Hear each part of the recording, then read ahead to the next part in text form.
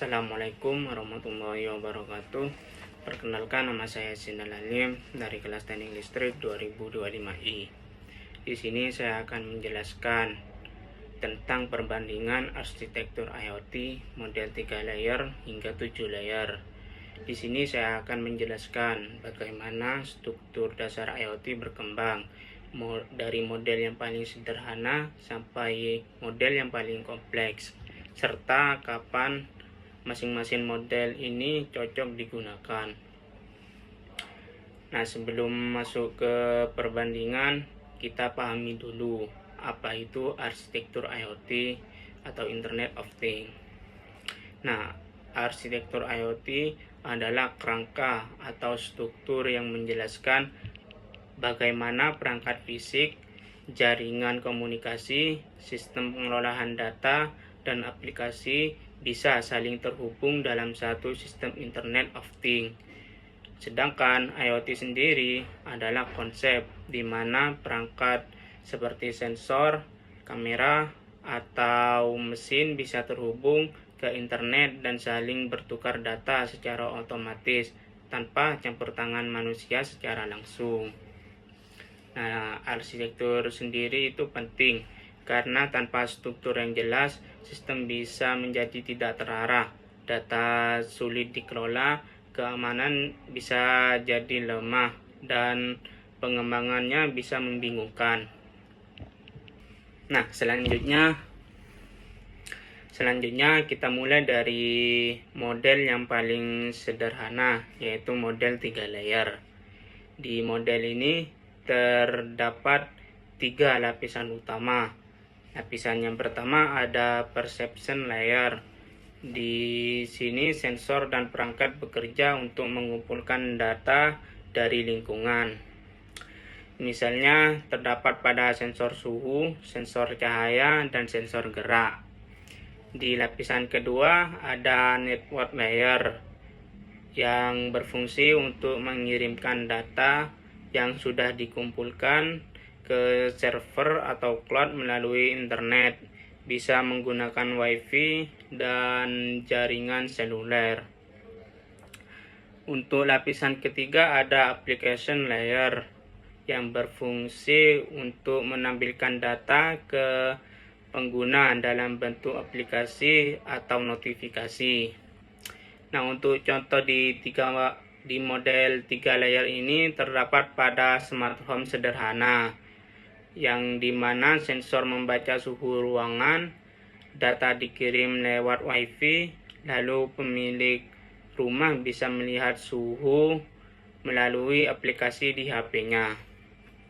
Model 3 layer cocok untuk sistem kecil dan pembelajaran karena sederhana dan mudah dipahami.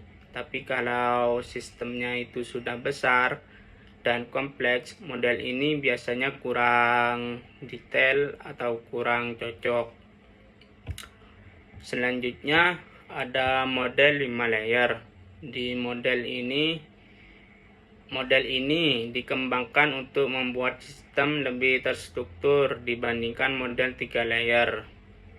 Di lapisan pertama tetap ada perception layer, yaitu berfungsi untuk mengumpulkan data dari sensor. Di lapisan kedua ada transport layer. Di sini proses pengiriman data dipisahkan secara khusus supaya pengelolaan jaringan lebih jelas. Di lapisan ketiga ada processing layer. Di bagian ini terdapat bagian yang penting karena di sini data diproses, disimpan, dan dianalisis menggunakan server atau cloud. Data yang awalnya hanya angka mulai diolah menjadi informasi yang bisa digunakan. Di layer keempat ada application layer yang berfungsi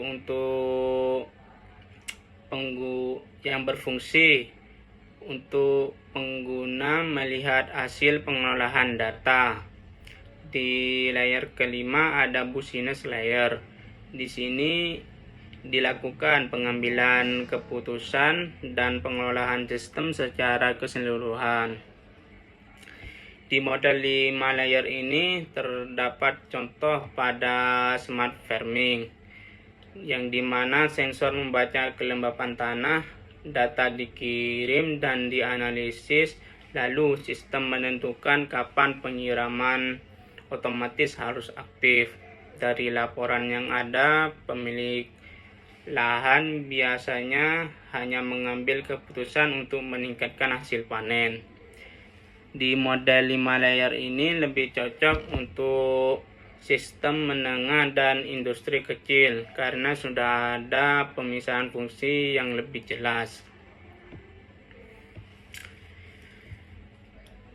Nah, yang terakhir ada model 7 layer yang biasanya digunakan untuk sistem IoT skala besar seperti industri, manufaktur, dan perusahaan besar.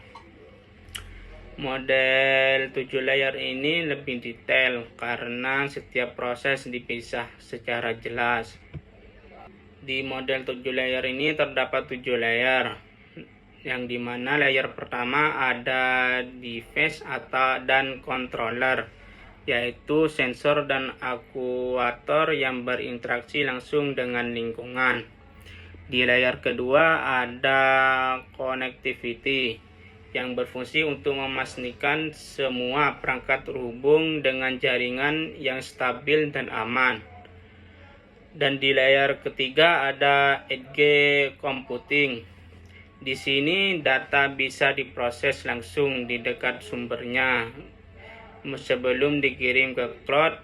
Tujuannya jelas untuk mempercepat respon dan mengurangi beban jaringan.